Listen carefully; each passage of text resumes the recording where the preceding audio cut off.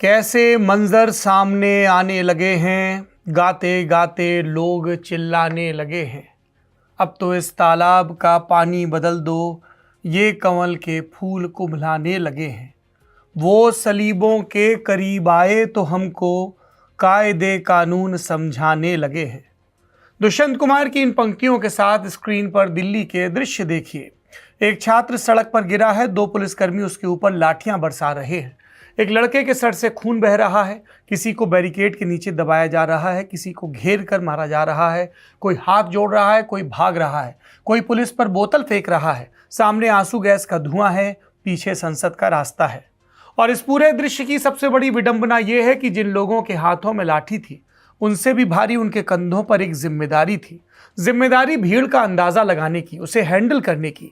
लेकिन दिल्ली पुलिस और उसकी पूरी की पूरी इंटेलिजेंस मशीनरी बुरी तरह फेल रही। अधिकारियों को जब तक कुछ समझ में आया, सड़कें भर चुकी थी, बैरिकेड टूट रहे थे, पुलिस वाले थक चुके थे और क्राउड मैनेजमेंट लाठी चार्ज में बदल चुका था। एक और विडंबना देखिए, जिस दिन यह सब हो रहा था उसी सुबह प्रधानमंत्री नरेंद्र मोदी संसद के बाहर कह रहे थे कि प्रोएक्टिव होंगे तो प्रोडक्टिविटी बढ़ेगी। लेकिन पूरे दिन दिल्ली पुलिस प्रोएक्टिव नहीं रही और राजनीतिक नियंत्रण उनके ऊपर जो रहता है सत्ता का, वो भी प्रोएक्टिव से ज्यादा रिएक्टिव रहा। इस वीडियो में हम इसी खुफिया फेल्योर की बात करेंगे, बताएंगे कि कैसे इसने 5 साल पहले के किसान आंदोलन की यादें ताज़ा कर दी और कैसे तमाम मीटिंग्स और तैयारी धरी की धरी रह गई। नमस्कार, सौरभ द्विवेदी नाम है हमारा। आप देख रहे हैं Indian express Hindi.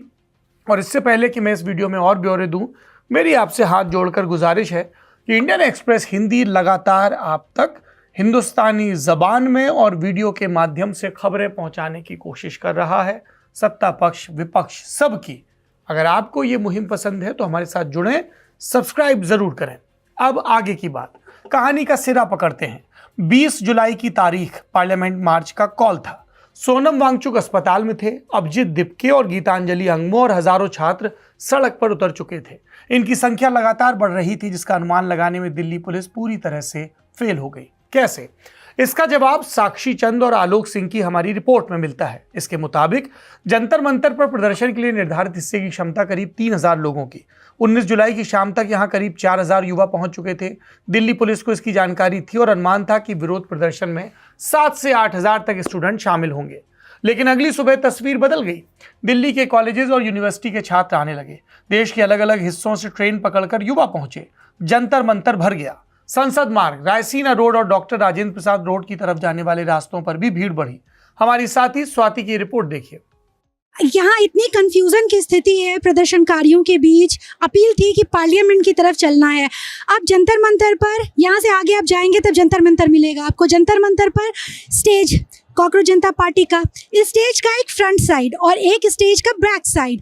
Front side में घूम के जब लोग आने की कोशिश कर रहे हैं वो यहाँ पहुँच रहे हैं और पीछे से भी घूम के वो यहीं पहुँच रहे हैं। और यहाँ पे जो पुलिस की बैरिकेडिंग है उसके दोनों तरफ लोग हैं और वो पता नहीं कहाँ पहुँचने की कोशिश कर रहे हैं, क्योंकि पुलिस आगे बढ़ने नहीं दे रही है। पार्लियामेंट की तरफ का रास्ता अवरुद्ध है, तो बहुत ज़्यादा कंफ्यूजन की स्थिति है।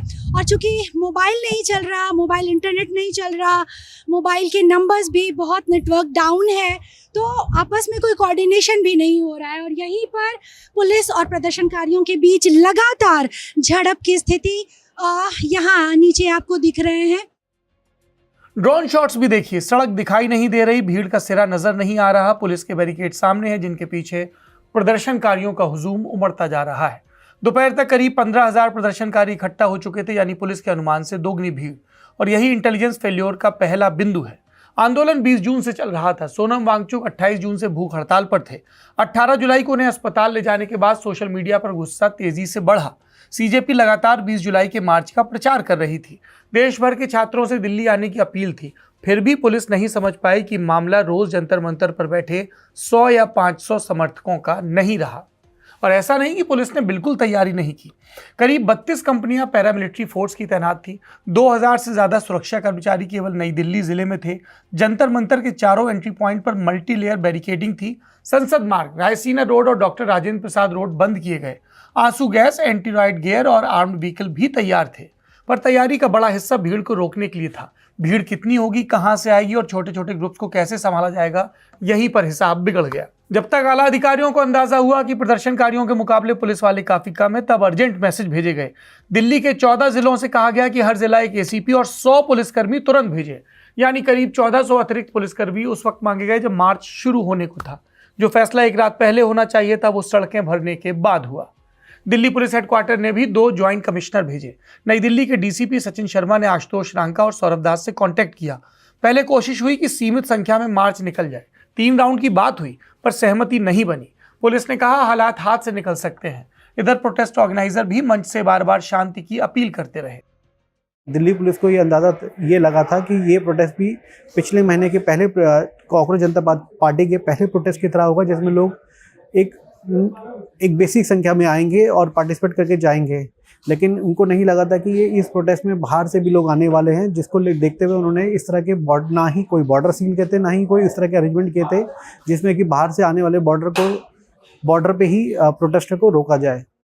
भीड़ लगातार बढ़ रही थी और पुलिस का एक मकसद, कैसे भी ये भीड़ संसद तक ना पहुंचे। प्रदर्शनकारियों का भी मकसद साफ, संसद की तरफ जाकर ही रहेंगे, यानी सीधा टकराव। और नतीजा वही हुआ जो ऐसी स्थिति में होता है। पुलिस ने आंसू गैस के गोले दागे, प्रदर्शनकारी पीछे हटे, फिर इकट्ठा होकर आगे बढ़े। कई जगह दोनों तरफ से लोग एक दूसरे की तरफ दौड़ते दिखे। प्रदर्शनकारियों की तरफ से जूते, बोतलें, पत्थर और सड़क किनारे लगी झाड़ियां तक फेंकी गई। पुलिस ने लाठियां चलाई, यानी हिंसा एक तरफा नहीं थी, लेकिन व्यवस्था की जिम्मेदारी भीड़ से ज्यादा पुलिस की थी। और इसकी वजह भीड़ से अनुशासन की उम्मीद नहीं की जाती। पुलिस को इसके लिए ट्रेनिंग, इंटेलिजेंस और संसाधन दिए जाते हैं। शाम तक आते आते ऐसा हाल हो गया था कि एक तरफ पुलिस टीयर गैस और लाठीचार्ज करके प्रोटेस्टर्स को भगाती थी और दूसरी तरफ से प्रोटेस्टर्स फिर वापस आ जाते थे। ये सिनारियो काफ़ी देर तक चलता रहा कि एक तरफ वो जा रहे हैं फिर वो आ रहे हैं, परंतु सिचुएशन कंटेन करने में पुलिस को काफ़ी टाइम लगा। इनफैक्ट सोमवार रात तक भी सिचुएशन कंटेन हुई है, बट अभी भी काफ़ी सारे लोग इधर उधर बैठे हुए हैं और अभी भी फोर्स इधर उधर फैली हुई है। और संसाधनों की हालत देखिए, ग्राउंड पर कई पुलिसकर्मी पूरे राइट गियर में नहीं थे। किसी के पास हेलमेट था, बॉडी प्रोटेक्टर नहीं, किसी के पास ढाल थी, बाकी चीजें नहीं। आरएएफ के जवान घंटों की तैनाती के बाद थके दिखे। जैसे जैसे टकराव बढ़ा, पुलिस की फॉर्मेशन टूटती गई। क्राउड कंट्रोल धीमे धीमे सर्वाइवल मोड में बदल गया। जब इनिशिएशन का दौर हो रहा था तब पुलिस ये चाह रही थी कि इनको रोक, तभी अगर ये उस समय रिस्ट्रिक्ट कर दिया जाए तो शायद इस प्रोटेस्ट को टाला जा सकता था। लेकिन तब तक, जब तक पुलिस इनिशिएशन का टाइम शुरू करती, तब तक काफ़ी देर हो चुकी थी, और जिसके कारण ये प्रोटेस्ट इतना बड़ा और इतना बड़ा स्कफल में तब्दील हो गया और इतने बड़े लाठीचार्ज में तब्दील हो गया, जिसमें कम से कम 100 से ज़्यादा लोग, और बताया जा रहा है कि पुलिस कह रही है कि 100 से ज़्यादा लोग इंजर्ड उनके हुए हैं और पब्लिक में भी 100 से ज़्यादा लोग इंजर्ड हुए हैं, तो तकरीबन 200 लोग इंजर्ड हो गए हैं। अब फिलहाल देखना ये होगा कि पुलिस आगे आने वाले इस तरह के अगर कोई कार्यक्रम या आयोजन होता है तो उसमें क्या करती है। ये थी पूरी तस्वीर जो 26 जनवरी 2021 के किसान आंदोलन की याद दिलाती है। तब भी दिल्ली पुलिस ट्रैक्टर्स और प्रदर्शनकारियों की संख्या का सही अनुमान नहीं लगा पाई थी। सैकड़ों ट्रैक्टर्स सेंट्रल दिल्ली तक पहुंच गए। लाल किले पर बवाल हुआ। जांच के बाद सवाल इंटेलिजेंस और तैयारी पर उठा। 5 साल बाद फिर इसी विफलता का सवाल सामने है। और ये सवाल इसलिए गहरा होता है क्योंकि मार्च की कॉल पहले से थी, सार्वजनिक थी, चेतावनी सड़कों पर थी, लेकिन पुलिस इसे पढ़ नहीं पाई। पर क्या गलती सिर्फ दिल्ली पुलिस की है? यदि नरेंद्र मोदी सरकार समय रहते प्रदर्शनकारियों से बातचीत शुरू कर देती और ये इंश्योर करती कि प्रोटेस्ट पीसफुल ढंग से पूरा हो, तो दिल्ली की सड़कों पर ये उत्पात, दिल्ली की सड़कों पर ये लाठीचार्ज, दिल्ली की सड़कों पर ये हताशा नज़र नहीं आती। पुलिस से ज़्यादा ये एक पॉलिटिकल विजडम का भी फेल्योर है। आप देख रहे हैं इंडियन एक्सप्रेस हिंदी।